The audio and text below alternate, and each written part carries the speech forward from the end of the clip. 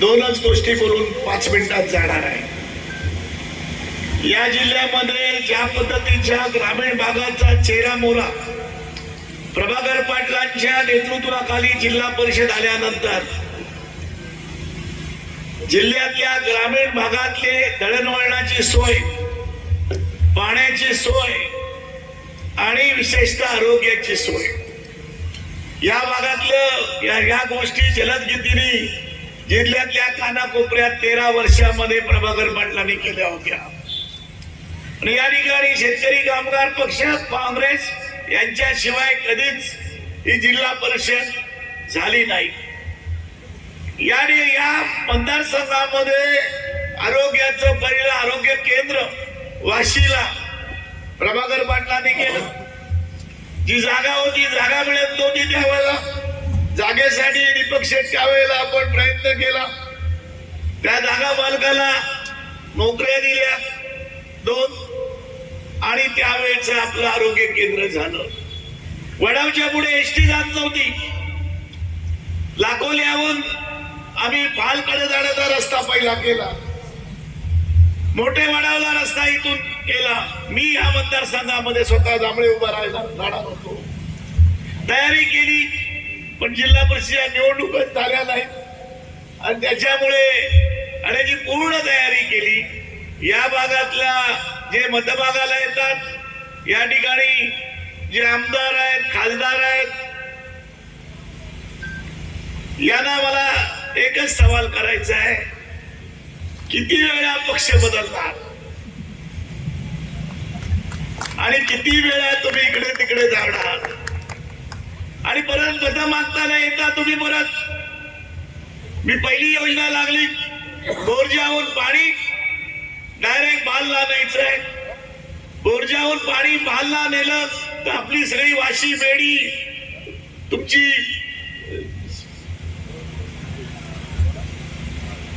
नाही आपलं याचं गाव सिरकीचा चाळीवरची बेडी यांना पाणी पोचू शकतं। 12 मीटर खोलीवर बाल आहे आणि अंतोऱ्याहून पाणी आणलं तर 12 मीटर होतं। मी सगळं केलं, 1 मिनिटात पाणी जाईल, काही करायची गरज नाही। वाशीच्या बोरजा पाट्यावर फक्त कनेक्शन जोडायचं आहे। आपला बोरिंगवाला कोण आहे? महेंद्र कोणी ठाकूर आहे? मी चुकीचं नाही ना बोला? आणि महेंद्र ठाकूरने प्लॅन केला, आम्ही सगळं दिला, मी हाऊस मध्ये मांडला आणि तरी मतं मागायला येतात। आज देतो पाणी, उद्या देतो पाणी। मला लाज वाटते ते यायला। किती वेळा यायचं आणि किती वेळा सांगायचं। लाखोल्याचा रस्ता गेला, पैसे व्यक्तिगत मी भरलेले आहेत, 40,000 रुपये तेव्हा। रस्त्याची किंमत तुम्हाला त्यातली माहिती नाहीये की त्यावेळेला काही त्यांचा जन्म पण झाला नव्हता।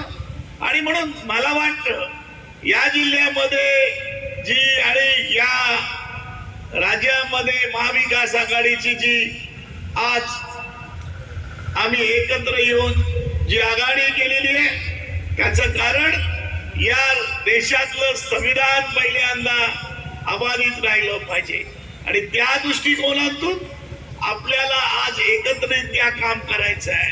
आणि आज मला बोलायला वेळ नाहीये। ज्या पद्धतीचं राजकारण चाललंय, उपमुख्यमंत्र्याचा मृत्यू हा संशयास्पद आहे। भाई बोलतील त्याच्यावर की संशयास्पद आहे। मी राजकारण कुठल्या टोकाला गेलेलं आहे आणि किती पद्धतीने गेलेलं आहे ते मला माहिती नाहीये। आणि म्हणून मी आणि बाई एका पक्षातच राहिलो। बाई आणि मी एका पक्षात राहिलो। अनेक बिलावर आणि आम्ही अनेक प्रश्नावर बोलताना बाईचं जे अभ्यासपूर्ण आणि कामगार क्षेत्रातलं जे काम आहे ते खऱ्या अर्थानं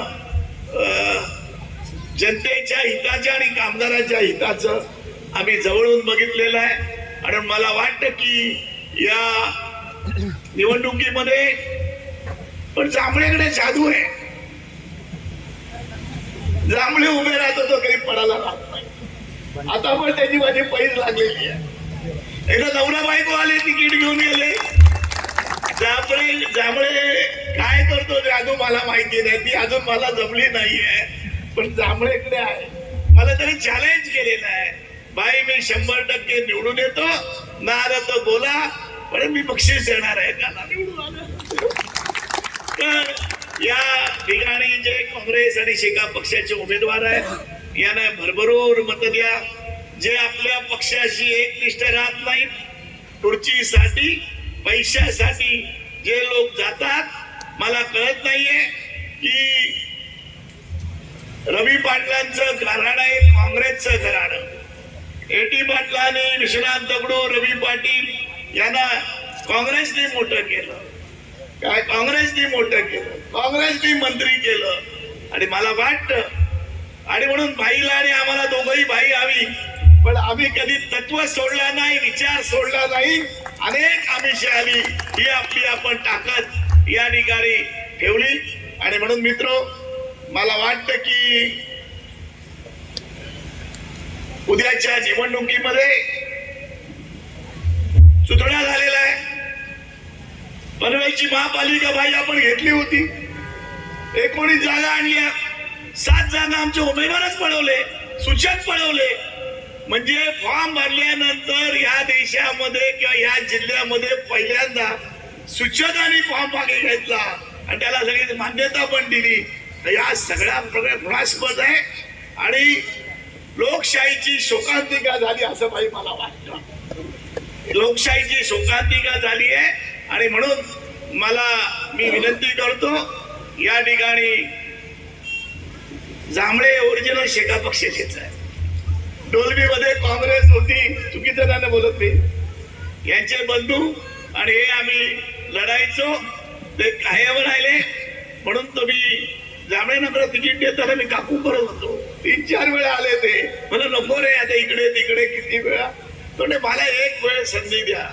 पण मला वाटतं ज्या हिमतीने जांभळेनी या ठिकाणी प्रचार केला आणि यंत्रणा उभी केली, ती आपण 100% जांभळेचा विजय होईल. आणि मी खात्री देतो, माझ्याकडे माणसं आली की सोडून जात नाही.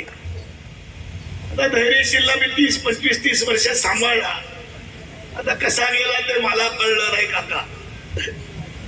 परंतु या जिल्ह्यातली गोरगरीब जनता, या जिल्ह्यातला जो शेतकरी वर्ग आहे, यासाठी अनेक लढे आपण दिले.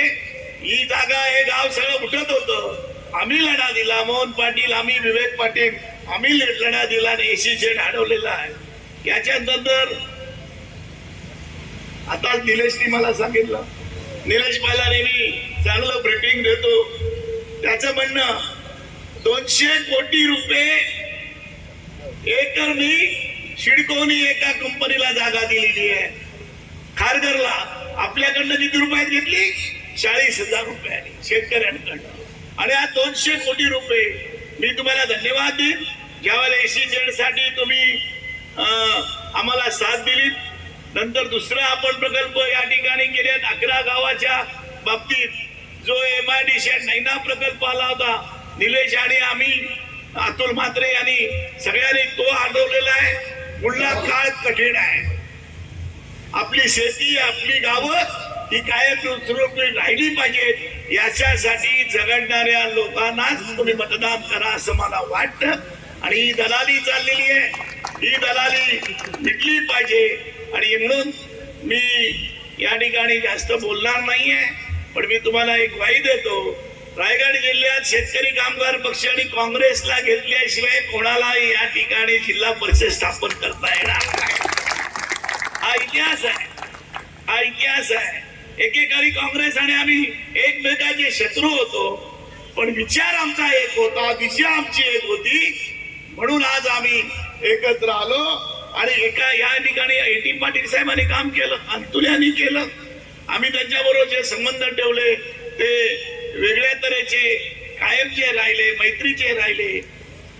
बाईंचे आणि आमचे संबंध त्यांच्या वडिलांपासून आहेत, हे मंडणगडचे आपल्या कुकडातलेच आहेत, पण व्यक्तिगत संबंध आमचे जे आहेत ते कायम टिकवण्याचं काम आम्ही केलं. मला वाटतं या ठिकाणच्या कामगारांना, शेतकऱ्यांना न्याय द्यायचं काम बाईंनी पुढे करावं. जांभळे आणि आम्ही सगळी मंडळी अतुल म्हात्रे त्यांच्या बरोबर आहे. मी त्यांच्या मार्गदर्शनाची अपेक्षा व्यक्त करतो आणि माझे विचार संपवतो आणि आपली रजा घेतो आणि तुम्हाला क्षमा करा. मला अजून 2 बैठका आहेत आणि 10 वाजता प्रचार बंद होणार आहे. मला बोलावं असं वाटतं, मी मागून वेळ घेतला होता पण जांभळेनी 4:30ची वेळ 6:30 केली आणि म्हणून हा प्रश्न आहे. आणि आज संकष्टी आहे, बरोबर मी बोलतो, मला माहिती नाही संकष्टी आहे का, आणि त्याच्यामुळे पण प्रॉब्लेम आहे. तिथे पण लोक फोन करतायत मला की लवकर या लवकर या. आणि म्हणून मित्रो, उद्याच्या निवडणुकीमध्ये जांभळेंना आता खटाऱ्यात बसवलेला आहे. तो खटारा तुम्ही चांगल्या वेगाने चालवा आणि अलिबागच्या शिवतीर्थावर त्याला पोचवा, एवढीच विनंती करू. मी माझे विचार संपवतो आणि आपली रजा घेतो. जय जय महाराज.